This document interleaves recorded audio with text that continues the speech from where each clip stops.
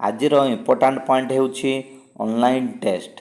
अधिकांश पिलांकर पोटेंशियल थिले मध्य सेमाने 100% रिजल्ट पाई पारु नाहंती, कारण सेमाने भल टीचर पाखरु गाइडेंस पाउ नाहंती। एवं यह मध्य संभव नुह जे सबु पिला भल टीचर पाखु सबु बेले जाई परिबे। तेबे एहार सॉल्यूशन कौन? ऑनलाइन टेस्ट आमे माने करूछु।